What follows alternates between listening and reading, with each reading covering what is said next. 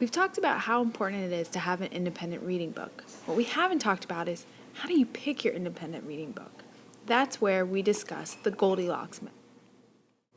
I hope you are all familiar with the story of Goldilocks and the three bears. Goldilocks tried multiple things in the bear's house until she was able to find something that was just right for her. We're going to use that same method when choosing our own independent reading books. Our hope is that we find a book that is just right for us.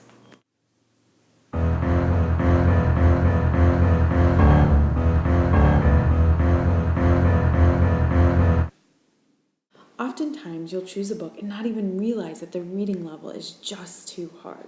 So how do you know if you pick up a book and that the book is too hard?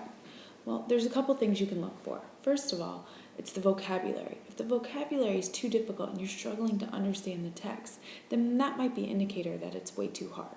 Or if it takes you a long time to read through the story because you're having to go back and reread because you're not understanding.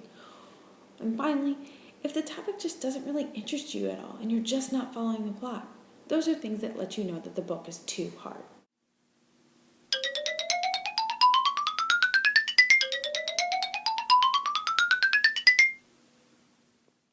Now for the other end of the spectrum.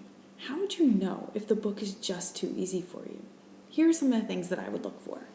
If you know every single word on every page throughout the entire book, it's probably a good indication that the book is a little too easy for you. Or if the plot or the topic is just too basic and predictable. And finally, if you're flying through the book so quickly, that's a great indicator that the book is way too easy for you.